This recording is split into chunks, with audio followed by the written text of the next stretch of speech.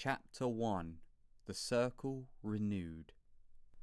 The summer's night air was humid and unpleasant as a large hooded figure limped towards an old unkempt bungalow in the middle of the narrow lane that was Harlow Street. As the man drew closer, a pair of teenage girls dressed in revealing, brightly coloured muggle clothes walking in the opposite direction caught sight of the elderly, scarred face from under the hood of his black cloak. As the man passed them, he heard them giggle drunkenly to each other, and the urge to draw his wand and put an end to their sniggering was so strong he had to ball his hand into a fist to stop it twitching towards his pocket. He had just reached the foot of the door when a familiarly snide voice called to him. "Long time no see, Rabastan. It's nice to know you did in fact get my message." Rabastan Lestrange turned and saw the hooded figure who he knew by the voice was his old companion Edmund Selwyn step out from the house's shadow. He was much shorter than Rabastan, just about reaching the large man's shoulders, and, as he lowered his hood, Rabastan saw the tangled shoulder-length brown hair and the pale, rounded face that still possessed the smug look of someone that was in on a particularly nasty secret, his dark eyes twinkling. "Are they here?" Rabastan asked him in a rough growl of a voice. "Of course," Selwyn replied. "How many?"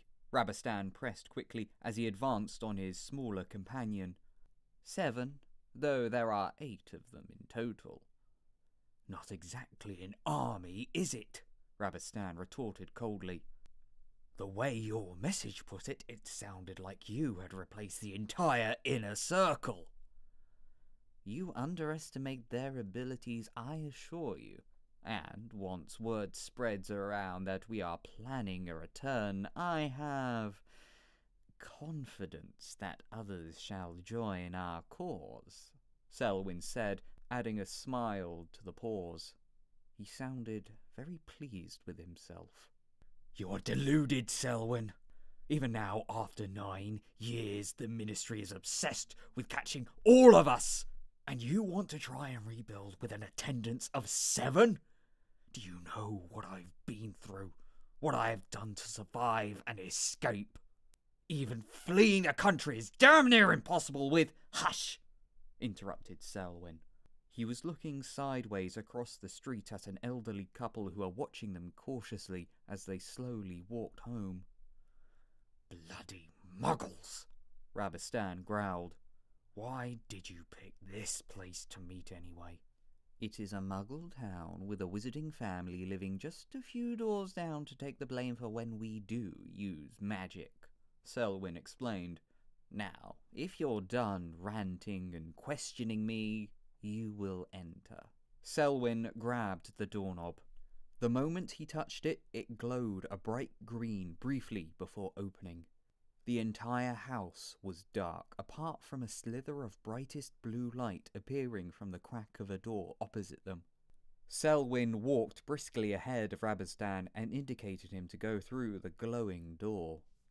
He did so, and before Rabastan could even clearly see from the brightness of the ball of light hovering above the table, 7 people rose and pointed their wands at them. Rabastan went to draw his own wand, but Selwyn held out an arm to hold him. A muscular, dark-haired man with rough stubble all around his tough, chiselled face approached them slowly. "Who made your wand?" he asked Selwyn threateningly, though it was Rabastan who was catching most of his attention. "It was the girl who stands behind you, the brilliant Felicia, apprentice to a Welsh wand-maker who—" Selwyn smiled to himself for a moment. "Mysteriously died a year ago." They all lowered their wands, and Felicia and a young blonde boy sat back down. "So," said the dark-haired wizard, "this is the legendary Lestrange brother." He bowed and continued, "It is a pleasure, Rabastan." Selwyn smiled and said, "Rabastan, this is Mosby Elfrin."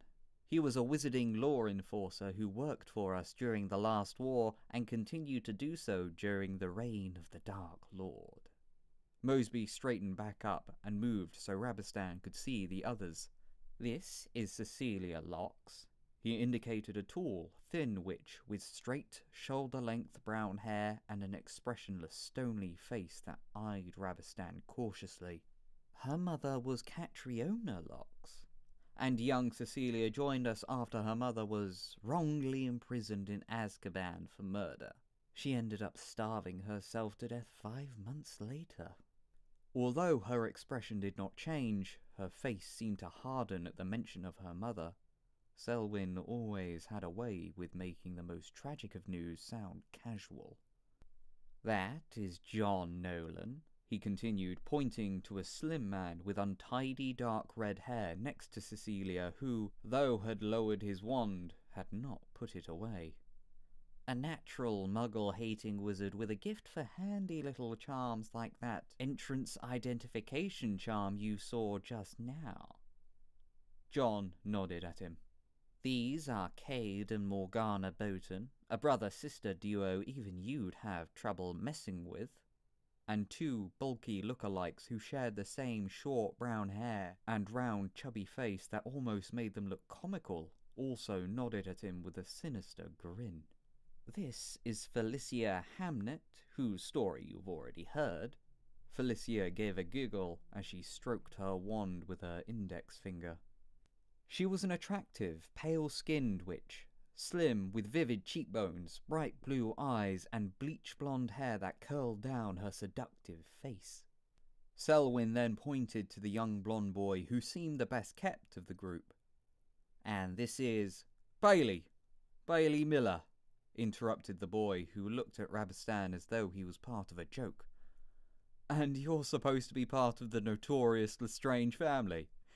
You look like one good hex would finish you off. Bailey looked around, grinning to his peers, pleased with himself at his insult at Rabastan.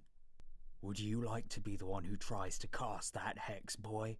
Because I can assure you I will make it do more damage to you than it ever could to me. Bailey looked as though he had just been horribly insulted. Selwyn laughed. Fresh out of Hogwarts, he said. And a dead ringer for Yaxley, don't you think?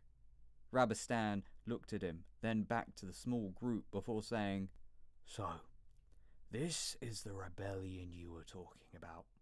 And what about this 8th member? Started Selwyn. I'm afraid our ministry mole can't be with us tonight, but you will meet her in time, no doubt. If they survive, that is, Rabastan snarled. Can you prove them to me at all? Can you give me proof that I should trust these?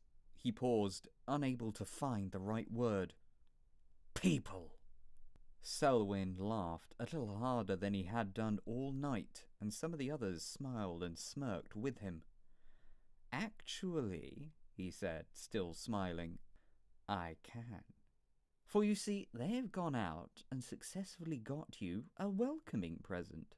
Mosby, why don't you bring him down? Mosby obeyed and left the room. A few silent minutes later he returned, using his wand to levitate a thin, shivering body with a sack covering the figure's head. Mosby removed the charm, and the man fell to the floor with a thud. Rabastan, we have here the biggest Death Eater traitor since Igor Karkaroff. A man who, after the Battle of Hogwarts, took side with the Ministry and gave up the names and locations of everyone on our side.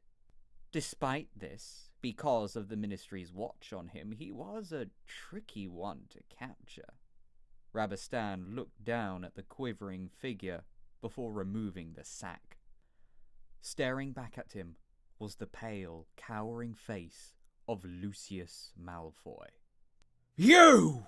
Shouted Rabastan, and he grabbed Lucius by the neck, pinned him against the wall, and pointed his wand directly between his pale grey eyes, Lucius's long blonde hair flying everywhere as he did so. Will you kill him now? Selwyn said, smirking. Or would you like to use him for target practice for our more unpleasant curses? Neither, growled Rabastan, a crazed look glistening in his dark eyes. I'm going to make him beg for death. And he threw Lucius across the room and, as the captive crashed into the wall opposite, Rabastan pointed his wand and shouted, "Crucio!" There was a wail of pain from Lucius, and he slumped to the floor, not moving. "Well, now that we've got that out of the way," Selwyn said casually, "I would like for you to look over and review our first move, Rabastan." Rabastan still had his wand pointed at Malfoy. His mad eyes flickered from Lucius to Selwyn and back again, before he lowered his wand and turned his full attention to Selwyn. He snatched the large rolled-up piece of parchment that Selwyn had handed to him, unrolled it, and examined it carefully. Minutes later, Rabastan's entire expression had changed as his head rose from behind the parchment, and he asked, very seriously, "These names, are they?" "Most of them," Selwyn answered, his grin bigger than ever. "We are still working on releasing and contacting some of the others, but I have spent the last 2 years networking across the globe, and I know for a fact that they are just as desperate as we are." Rabastan looked back down at the plans, breathing heavily. "The International Confederation of Wizards has spent every day since the last war trying to suppress our kind and destroy us. It's made them all desperate, and I mean to use that to our advantage." Rabastan chuckled as he read the parchment. "You know, I heard that a wizard had been put down by 2 auras a few weeks back, after he killed the illegal gem salesman he was reportedly buying from in the first place. I suppose it's not just convenience that you—" "Cutwall's death was a heavy blow, I won't lie to you," Selwyn interrupted, though he sounded as though he was telling Rabastan of his dead follower begrudgingly. "But his actions and sacrifice has kept our plans hidden from the Ministry." "You know this for a fact?" "My mole is very well placed." Selwyn's bright smile returned. Rabastan gave a mirthless snigger. "Well placed for getting themselves killed. You're wasting your time, all of you!" he called out to the entire room. "Even if your dream of a plan comes together, the war that will follow, Lestrange!" Mosby cut him off impatiently. Clearly the respectful facade he had held until now had worn thin. "This plan is moving forward with or without you. The only reason you are here is because Selwyn believes you would be a valuable ally. Well, here's some news for you. We're all in the same boat," he said in a scathing whisper. "We've all been evading enforcers and auras. We've all been living rough. The difference is that we've been working towards something, and we have done so far without your help, and will continue to do so if need be." The old Death Eater squared up to Mosby, his hand twitching once again to draw out his wand, while the other hand crumpled the parchment up in anger. "Oh, I don't doubt you'll continue," he said in a low, threatening voice. "I doubt whether you'll survive." He then moved his free, still twitching hand to draw up the sleeve of his left arm. He had moved so quickly, it was clear some of the others thought he was about to attack Mosby. John and the twins had all begun to raise their wands, while Bailey had leapt from his chair, clearly ready to prove Rabastan's earlier comments wrong. Mosby, however, barely flinched as Rabastan showed him the scar depicting a snake coiling out of an open-mouthed skull. "You see this, boy? The Dark Lord himself graced me with this. It is a symbol that I was among his most loyal, his inner circle. So I'd believe Selwyn when he says you need such people on your side in order to make it through in this world." Mosby was looking down at what had once been the Dark Mark, and Rabastan saw at once the flicker of envy on his face before looking back. "So that means you're joining us, then?" he asked, the old, calm demeanour returning a little too unnaturally. Rabastan stared into the cold, dark eyes before turning back to Selwyn, who was grinning proudly. "All right. It appears you may have a capable team on your hands."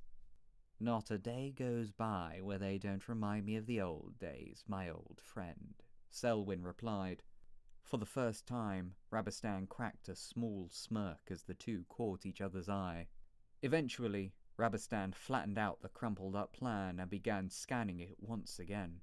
"According to this," Rabastan said after a moment of silent reading, "you need to be ready by next week. Do you really believe we will be ready by then?